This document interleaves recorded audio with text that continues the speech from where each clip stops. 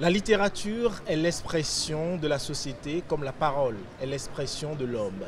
De la parole à l'écrit, il a franchi le pas, devenant l'un des pionniers d'une littérature de contestation. Nous sommes ici au Salon national du livre, édition 2023.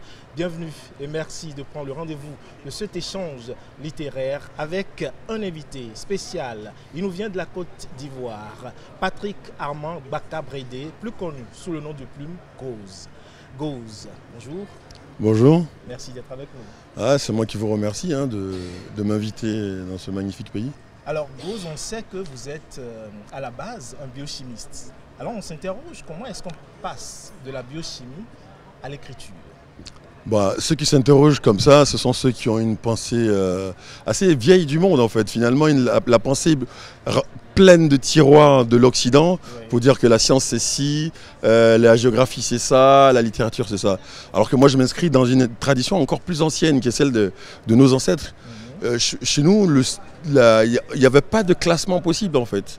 C'est-à-dire qu'on était convoqué à une seule chose, à produire de la beauté dans le monde. Tu pouvais être cultivateur dans la journée et puis le soir être conteur. Tu pouvais être charpentier dans la journée et puis le soir être chanteur ou danseur, ou bien sculpteur, répondre à un masque.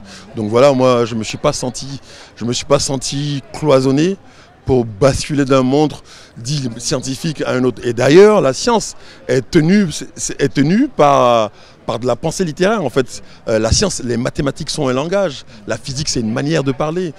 Il y a des codes linguistiques des mathématiques, voilà, ou de la biochimie. Donc voilà, pour moi, je n'ai pas senti basculer d'un monde. Je ne me suis pas senti basculer d'un monde à un autre en étant... Cela s'est fait tout naturellement. Voilà, il faut avoir des histoires. Pour écrire, il faut juste une seule chose. Laquelle? Il faut avoir une histoire à raconter, et une manière de raconter cette histoire. Donc à partir de ce moment, et voir une troisième chose, une langue pour raconter ça. À partir de ce moment où ces trois points, on va dire, fondamentaux sont réunis, on est capable d'écrire. Et en cela, je pense sincèrement qu'on est tous des écrivains potentiels. On est tous des écrivains potentiels, mais justement, la littérature pour vous, qu'est-ce que c'est? Voilà, ça c'est la question bateau par excellence.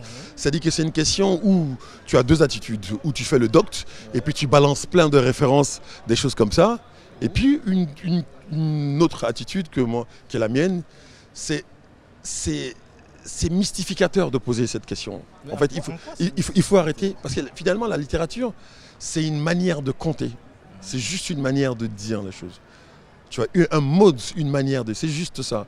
Regarde, en plus quand on dit littérature, on voit tout de suite les gens qui écrivent. Mais un conteur, il fait de la littérature. Un sculpteur, dit une littérature du monde. Il raconte une histoire à travers, comme je disais, à travers une manière spécifique de raconter. Donc voilà, la littérature, c'est compter. C'est juste compter, raconter. Pour vous, vous qui êtes reconnu comme étant l'un des auteurs qui perpétue un peu le combat des pionniers comme Aimé Césaire, je le disais, avec cette littérature de contestation sociale et politique. Mais c'est incroyable, je suis particulièrement flatté que tu me compares à Aimé Césaire, même si je pense sincèrement que je ne méritais pas. Je ne le mérite pas parce qu'Aimé Césaire, c'était quelqu'un qui était dépassé par son propre génie. L'inscrit que dans de la contestation, c'est vrai que ça le met dans un contexte historique bien précis, de la décolonisation, de la lutte pour la reconnaissance des droits des hommes de couleur noire. Mais en fait, Aimé Césaire a beaucoup plus que ça. Aimé Césaire, c'est une langue. Aimé Césaire, c'est une position historique humaniste, au fond. Et justement, la capacité d'être dépassé par son génie, c'est justement la capacité de s'inscrire dans une période historique où on avait besoin d'entendre un discours différent.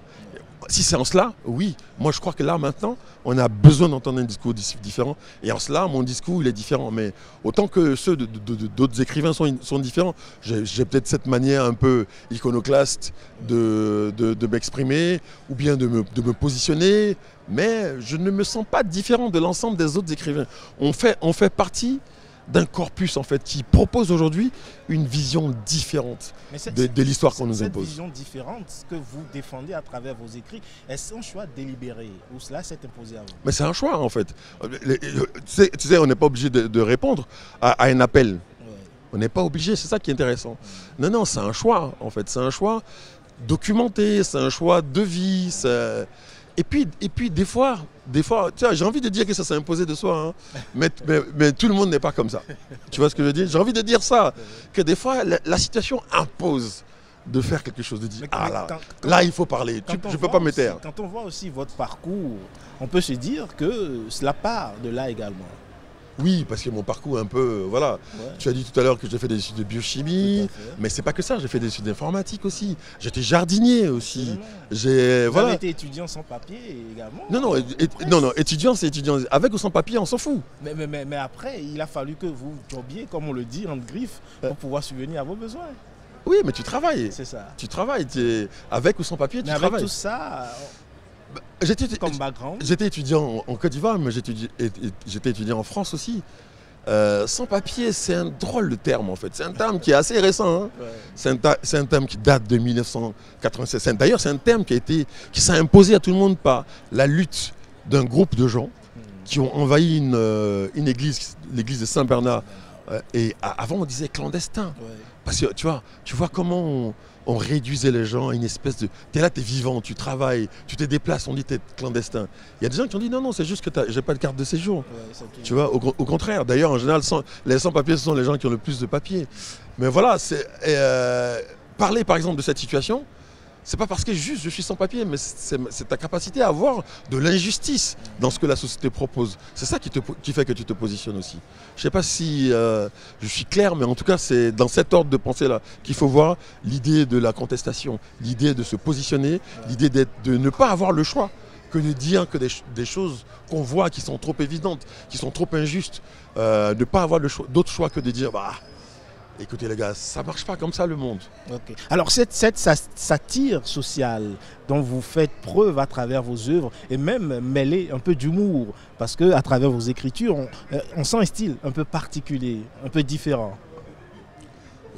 Écoute moi je suis un BT. Hein. Je suis un BT, c'est une ethnie de Côte d'Ivoire. Je suis un BT, je peux même dire que je suis un Africain, mais comme je ne veux pas généraliser, je dis que je suis un BT.